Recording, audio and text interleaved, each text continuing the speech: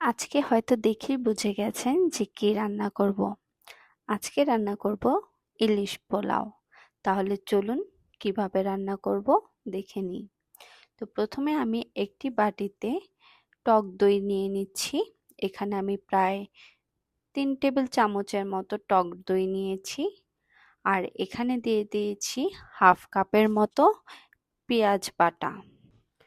এখানে পেঁয়াজ বাটা দিয়ে দেওয়ার পর আমি এখানে দিয়ে দেব আদা বাটা 1 চা চামচ, তারপর দিয়ে দিচ্ছি রসুন বাটা 1 চা চামচ। তারপর আমরা এখানে দিয়ে দেব শুকনো মরিচ 1 চা চামচ, হলুদ গুঁড়ো 1 চা চামচ, জিরা গুঁড়ো 1 চা চামচ, ধনিয়া গুঁড়ো 1 চা চামচ। সবগুলো একসাথে এখানে আমি দিয়ে দিচ্ছি। দিয়ে দেওয়ার পর এখানে সামান্য আমি লবণ দিয়ে দিচ্ছি। দিয়ে দেওয়ার পর সবগুলো একসাথে আমি মিক্স করে নিচ্ছি। সবগুলো একসাথে মিক্স করে নেওয়ার পর আমি এখানে পরিষ্কার করে রাখা যে ইলিশ মাছ সেগুলো এখানে দিয়ে দিচ্ছি। সবগুলো ইলিশ মাছ দিয়ে দেওয়ার পর এখানে আমি সবগুলো মাছ ভালোভাবে মেরিনেট করে নিব। আমি প্রায় হাফ অ্যান আওয়ারের মতো ইলিশ মাছগুলো মেরিনেট করে নেব।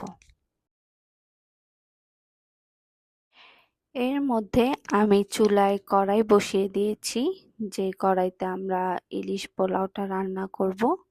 তো প্রথমে আমি এখানে তেল দিয়ে দিচ্ছি। তেলটা আমি একটু বেশি করেই দিয়েছি, কারণ আমি এটার মধ্যেই একবারে পোলাও রান্না করে ফেলবো।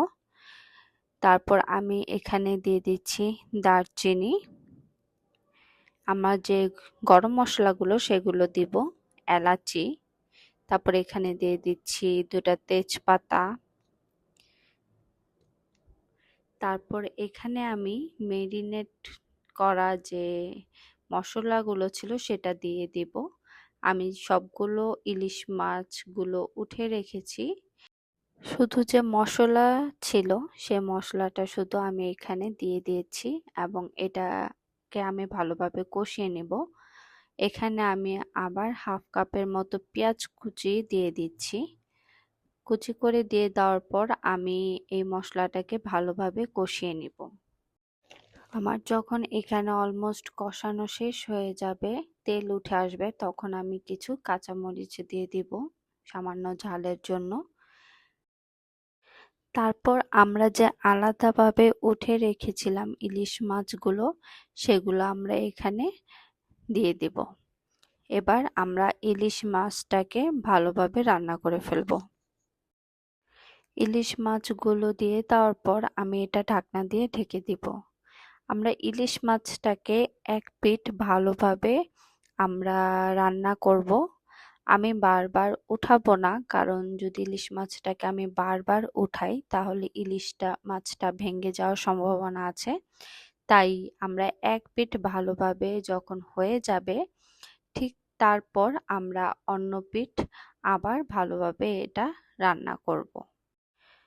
এক পিঠ উল্টিয়ে নেওয়ার পর আমরা ঢাকনা দিয়ে ঢেকে দিয়েছি। তারপর দেখব ঢাকনা উঠিয়ে যে আরেক পিঠ হয়েছে কিনা। যদি আরেক পিঠ হয়ে যায় তখন আমরা সবগুলো মাছ উঠিয়ে ফেলবো।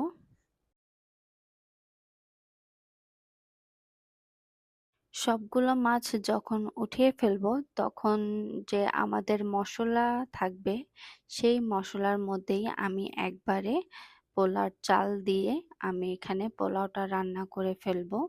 এতে আরো টেস্টটা ভালো হবে। তারপর এখানে আমরা প্রায় 3 কাপের মতো পোলাওর চাল দিয়ে দিব। এখানে 3 কাপের মতো পোলাওর চাল দিয়ে আমি পোলাওটা মশলার সাথে কিছুক্ষণ ভেজে নিব। পোলাওর চালটা ভালোভাবে মিশিয়ে ভাজা হয়ে গেলে তারপর এখানে আমি পানি দিয়ে দিব। এখানে আমি 3 কাপের জন্য আমি 6 কাপ পানি নিয়েছি, কিন্তু আমি এখানে 1 কাপ দুধও দিয়েছি, মানে আমি 5 কাপ পানি আর 1 কাপ দুধ দিয়েছি। তারপর এই পোলাওর চালটা শুকানো আগ পর্যন্ত আমি এটা ঢাকনা দিয়ে ঢেকে দেব ফুল আঁচে, এবং এর মধ্যে আমি স্বাদ মতো লবণ দিয়ে দিচ্ছি। আর দিয়ে দিচ্ছি 4-5টার মতো কাঁচামরিচ। যখন আমরা দেখব চালটা প্রায় 80% মতো হয়ে গিয়েছে, তখন আমরা চালটাকে আবার একটু নাড়াচাড়া দিয়ে তারপর হাফ চাল এখানে আমি উঠিয়ে নিব। তারপর বাকি চালগুলো সমান করে বসিয়ে যে আমাদের মাছগুলো উঠিয়ে রেখেছিলাম সেই মাছগুলো আমরা বিছিয়ে দিব। মাছগুলো বিছিয়ে দেওয়া শেষ হয়ে গেলে তারপর আমি এখানে উপর দিয়ে হালকা বেরেস্তা ছিটিয়ে দিচ্ছি।